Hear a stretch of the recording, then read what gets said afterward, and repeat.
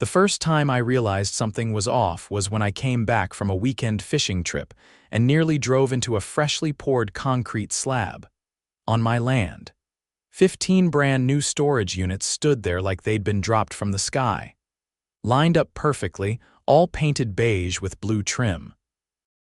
No warning, no permits that I'd seen, and definitely no one asked me if they could use my property like it was a community garage sale. I'm Zayden Locke, 39, former electrician turned small engine repair guy. I own a long strip of land that backs up to the edge of our neighborhood, and I bought it years before the HOA was even formed. It's on the books as separate from the subdivision, technically outside their jurisdiction. But that didn't stop them, apparently. The first person I saw stepping out of a shiny black SUV was Olivia Easton, the HOA board president and full-time menace. Mid-50s, always in some pastel blouse, with the kind of haircut that looks like it complains to waiters for a living. Her mouth was already moving before I could say anything. "Oh, Zayden, glad you're back. Isn't it wonderful how efficient the construction team was? We had the units up in less than a week." I blinked like I'd been hit with a wrench. "You built these?" "Here," I pointed, half hoping I was hallucinating. She laughed like I'd made a joke.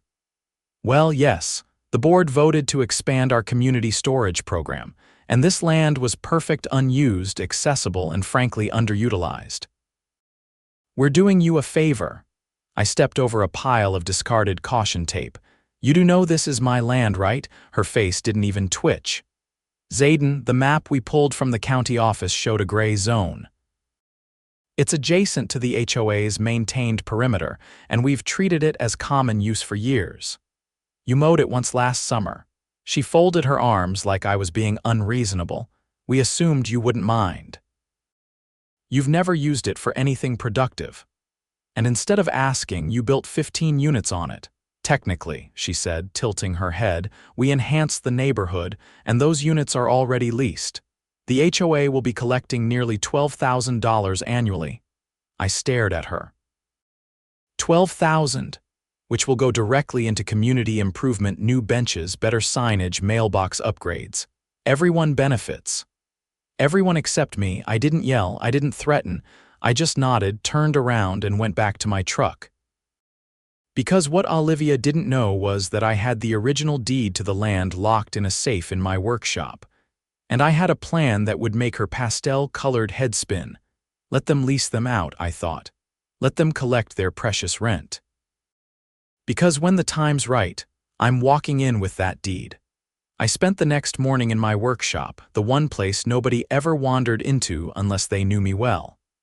It used to be a detached garage until I gutted it, insulated the walls, and wired it up like a command center. The old safe in the corner, a leftover from my days working commercial installs, hadn't been touched in years. Combination clicked, door creaked open, and there it was, the original deed, property lines clearly drawn, notarized, and recorded with the county office long before Olivia ever set foot in this neighborhood. I took it straight to the county assessor's office. The clerk, a woman named Darlene who looked like she'd been untangling bureaucratic messes since the Reagan administration, adjusted her glasses and gave a low whistle. "Well, Mr. Locke, this is as clear-cut as it gets. You own this parcel outright. Not a shared easement, not a public utility buffer. It's yours. Any way they could have gotten legal use of it without my signature?" She tapped a few keys, squinted at the screen. "Nope. There's no lease, no variance request, no zoning overlay, no permit applications either. If someone built something out there, they did it without authorization from anyone in this building." "Appreciate it," I said, sliding the paper back into its folder. She leaned forward, lowering her voice. "If they poured concrete and started leasing, they're in violation of municipal code. That's illegal construction, trespassing, and possibly tax evasion if they didn't report the income properly." I didn't say anything, but I could feel the heat rising in my chest. Instead of going nuclear right away, I filed a quiet complaint with the building inspector's office. No warning. No confrontation. Just a formal request to verify whether new structures had been legally permitted. Then I drove home, parked in my driveway, and watched through binoculars as a man in a neon vest and hard hat walked the perimeter 2 days later, jotting notes on a clipboard. By the end of the week, he was back with a colleague. They didn't talk to anyone. Just measured, took photos, shook their heads, and left. That's when things started to unravel. The first sign was a notice tacked to the bulletin board outside the HOA clubhouse, a vague memo about temporary zoning inquiries and routine compliance checks. I waited until no one was around, then peeled it off and read the fine print. The city had issued a temporary cease-use order on all units pending investigation.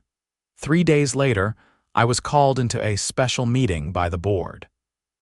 The conference room in the clubhouse was as overdone as I remembered framed motivational quotes, beige carpeting, and one of those fake ficus trees in the corner.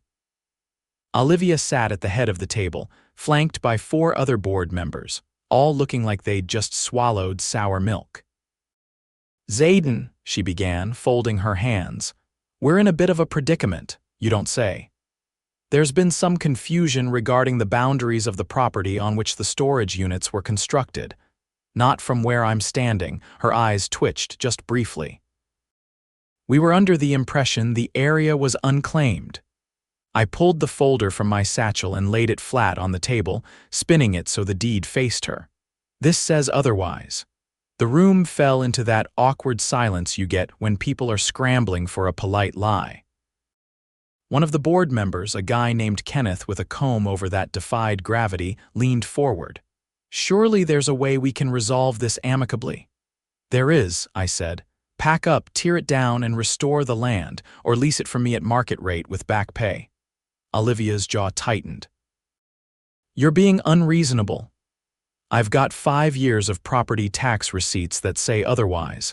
She glanced at the others, then back at me.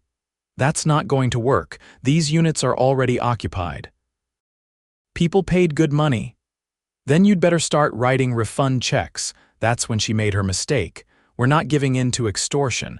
I laughed, not a polite chuckle, but the kind that fills the whole room. "Extortion? Lady, you built a mini strip mall on private property and started collecting rent. That's not extortion. That's theft." I stood up and left without another word. The next morning I filed a police report, not civil, criminal, theft of use, illegal construction, and fraud.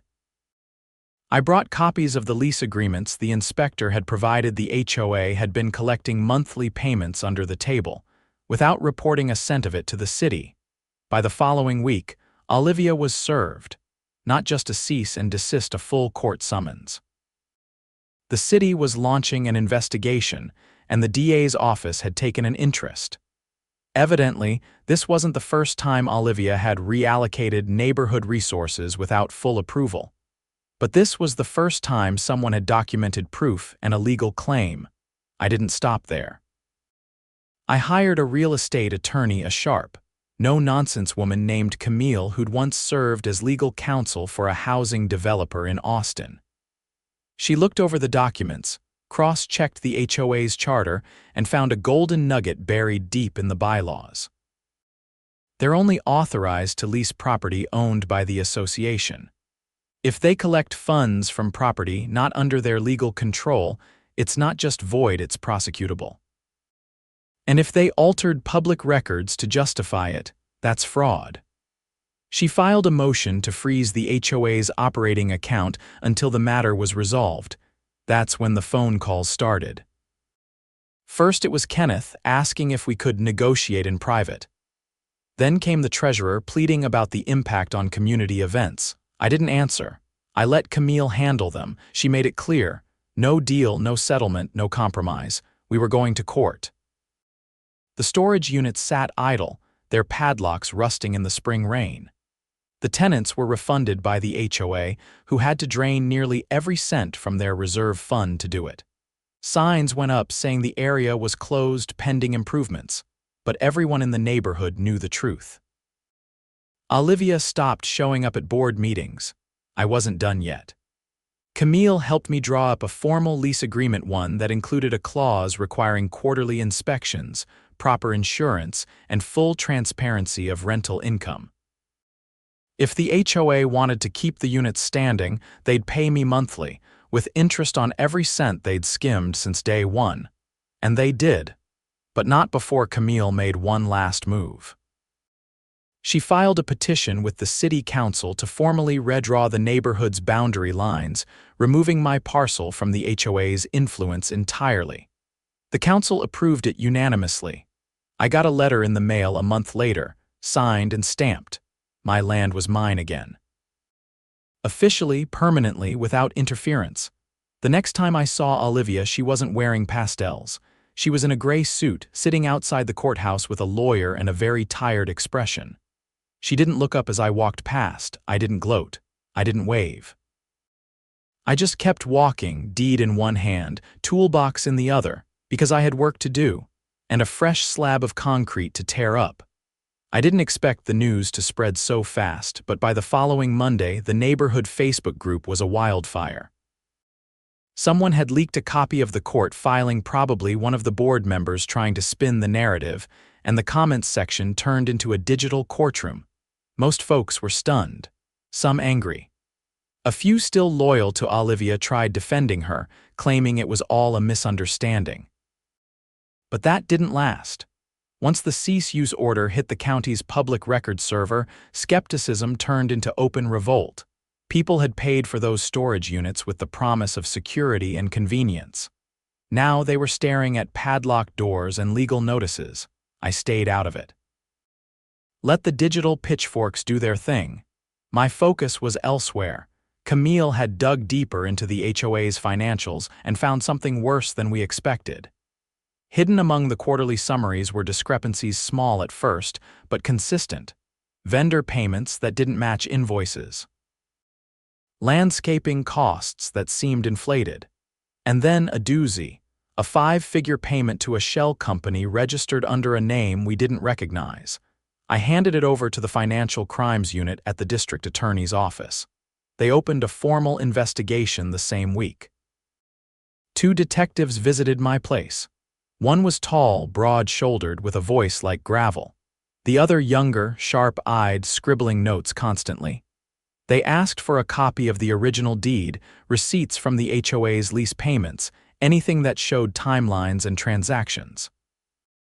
I gave them everything, including a flash drive Camille had compiled with timestamps, email chains and bank statements she'd subpoenaed under the court's discovery order. Detective Grayson, the older one, leaned on my workbench. "You said they were collecting rent in cash for some of these units." "Most of it," I said. "Cash and Venmo, no receipts, no paper trail." He nodded slowly. "That's textbook embezzlement." If they knew the property wasn't theirs and still collected payment, that's wire fraud on top of it. The younger detective, Morales, looked up from his notes. "And this Olivia Easton, she was the one signing off on these transactions. She's the one who told me it was a gray zone. That's her handwriting on the lease memos." Grayson folded his arms.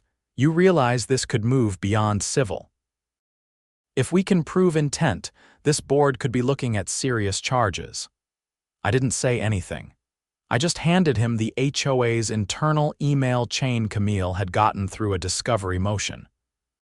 One message stood out: Olivia to Kenneth, 2 months before the units were built. "This land's technically outside our map, but no one's contested it in years. If we act fast and keep it quiet, we can start collecting before anyone asks questions." Grayson's eyes narrowed. "That'll do." By Thursday, subpoenas were issued to the entire board. The fallout came hard and fast. Olivia's home was searched. Boxes of receipts, handwritten ledgers, and a separate tablet with lease records dating back over a year were seized. The shell company turned out to be registered to her cousin in Nevada. Funds had been funneled through it to pay for contractors, who were then overcharging and kicking back a percentage. The city filed charges: conspiracy to defraud, illegal use of private property, unlicensed construction, tax evasion, and wire fraud. 5 counts per board member. The mayor's office put out a statement condemning the misuse of authority in residential associations. The local paper ran the headline in block letters. HOA scandal erupts over stolen land scheme, multiple arrests expected. But it wasn't over yet. I knew Olivia had something to say, and sure enough, I got a handwritten letter in my mailbox the next week. No return address. Just my name in block letters. I opened it on the porch. Zayden, you may think you've won, but you've only made things worse for everyone. The HOA was keeping this community running. Without us, this place will fall apart. You had the chance to be reasonable. Instead, you chose to humiliate us. Good luck with what comes next. OE. It wasn't a threat. It wasn't even angry. It read like someone who still couldn't believe they weren't above the law. I tucked it into my file and didn't respond. The next board meeting was held in an elementary school cafeteria. Olivia and the others had resigned in disgrace. Only 20 residents showed up, most of them just trying to understand what the hell had happened. Camille and I attended, not to gloat, but to ensure the cleanup was done right. A retired schoolteacher named Marlene was elected interim president. She stood up in front of the folding tables, cleared her throat, and did something no one else had done up to that point. She apologized. To everyone in this community, she said, we failed you. We let power go unchecked and we didn't ask enough questions. That ends now. Camille stood and handed her a binder clean copies of the new lease agreement, inspection protocols, and a clause that required all future decisions involving property use to be voted on by a minimum of 2/3 of homeowners. The crowd clapped, not loud. Just enough to feel like a reset. Outside, one of my neighbors, a guy named Walt who ran a plumbing business, walked up and stuck out his hand. Zayden, didn't think you had it in you. I shook his hand. Didn't think I'd need to, he laughed. What are you going to do with the land now? I smiled. Thinking about building a proper workshop, maybe rent out a few bays to people I actually trust, he nodded. Let me know, I'll run the pipes for free. The next week, Camille helped me finalize a business permit, not under the HOA, not under any neighborhood covenant. Just me, my name, and my land. I hired a crew to dismantle the original storage units. Stripped them down, sold the frames for scrap, kept the concrete base. Poured new floors, installed a lift. Wired everything for 24-hour surveillance, a proper repair garage. The sign went up in the summer, Locke small engine and repair. Under it, in smaller letters, private property. No HOA access. The first customer pulled in before I even had time to sweep the dust off the welcome mat. Word travels fast when the right people are in charge. Camille stopped by one afternoon, leaned on the shop counter and watched me torque a bolt into place. You know, she said, most people would have just sued for damages and moved on. I don't like leaving things half settled, she smiled. Well, you definitely didn't.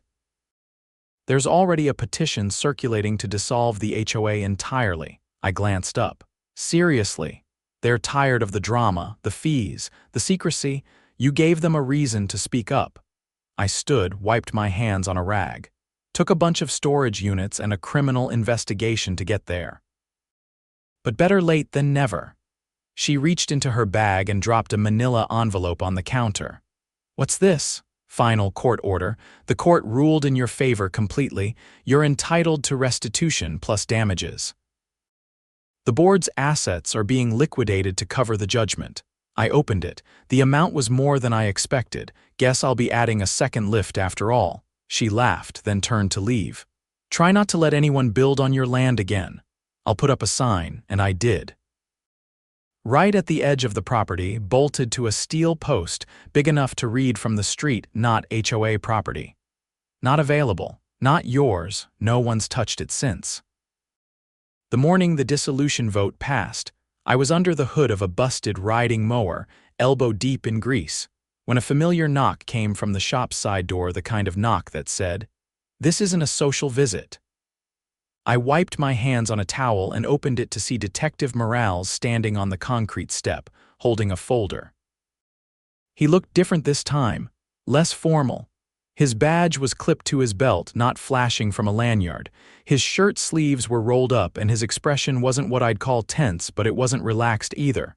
"Got a minute?" he asked. "Yeah," I said, stepping aside. "You want the stool or the cooler?" He chose the cooler, sat down, and glanced around the shop. "Lot more going on here than last time. Business picked up.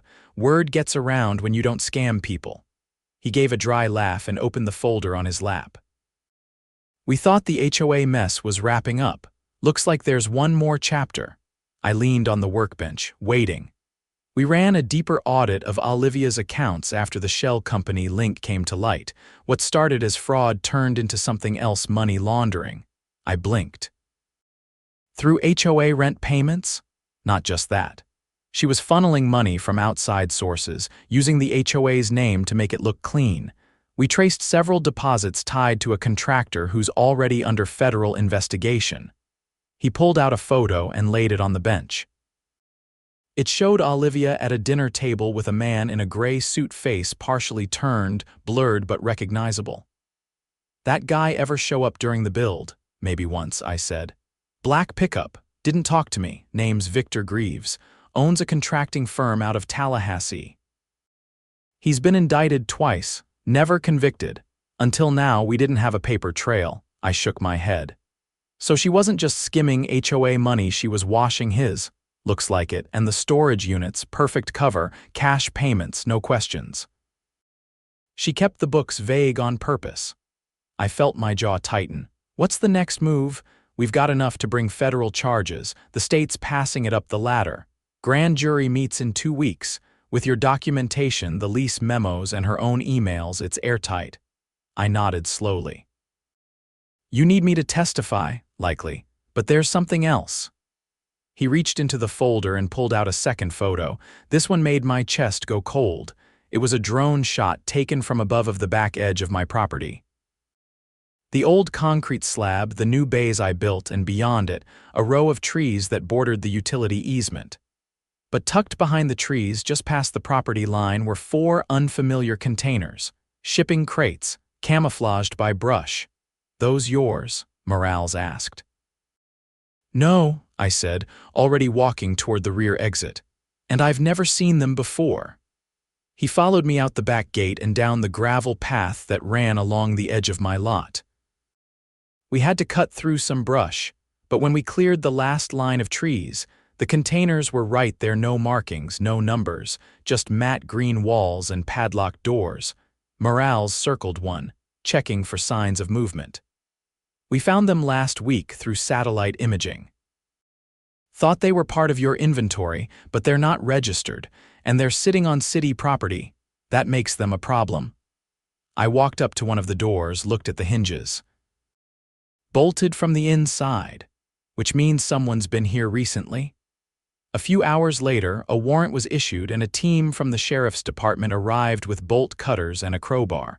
I stayed back while they cracked the first door. Inside were rows of plastic bins, industrial-sized, labeled with codes. When they opened a few, the contents were unexpected: stacks of mail, envelopes, checks, HOA dues from other neighborhoods, some dating back years, Morales muttered under his breath.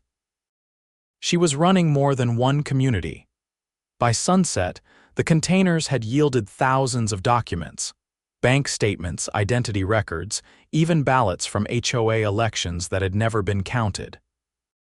Turns out Olivia had been acting as an off-the-books advisor for at least 6 different associations across the county, billing them for consulting, collecting dues, and funneling money through private accounts. The feds stepped in the next morning. They seized the contents, froze her assets, and issued a warrant for her arrest on federal wire fraud, identity theft, and racketeering charges. She was picked up trying to board a flight to Arizona under a different name. The news hit the front page again. This time, it wasn't just our neighborhood. It was half the county. Olivia's face was plastered across every local news station, labeled the HOA Queenpin. At the final hearing downtown, I took the stand, not to rehash the land dispute. That part was already resolved, But to establish the timeline that tied the storage unit scheme to the broader criminal case, Camille prepped me beforehand. Just stick to what you saw, don't speculate. They'll do the heavy lifting. The prosecutor was sharp, direct. She walked me through the dates, the leases, the payments. Then she held up a copy of Olivia's internal memo, the one where she claimed the land was a gray zone. Did the defendant ever inform you of the income being collected from these units? No, I said. I only found out when I came back and found them built. Did she ever offer you compensation?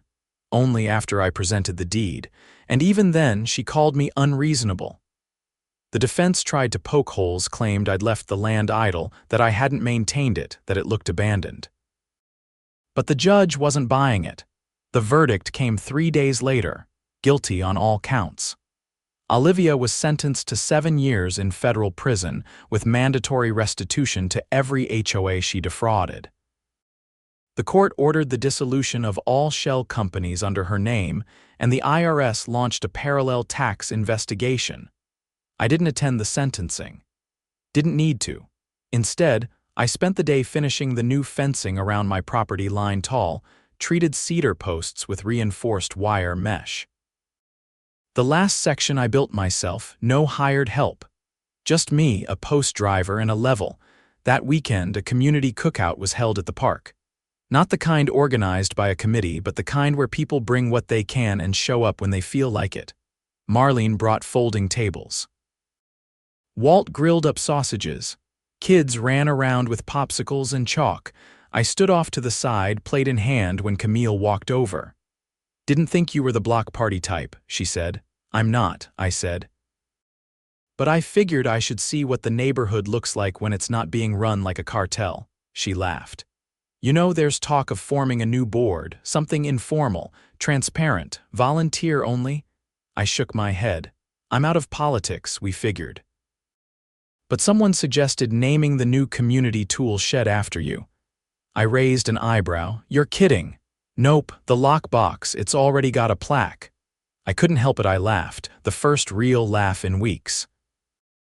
Later that night, as the sun dipped behind the trees, I walked home with a paper plate of leftovers and a 6-pack tucked under my arm. The street was quiet, peaceful, no patrols, no notices, no flyers about shrub height or mailbox color, just homes. People. A neighborhood finally breathing on its own. When I reached my driveway, I paused at the gate and looked back. The new motion sensor lights kicked on, casting a clean glow over the rebuilt workshop. I locked the gate behind me, stepped inside, and closed the door. The sound of metal on metal echoed through the shop as I set my tools down. It was done. And no one would ever build on my land again.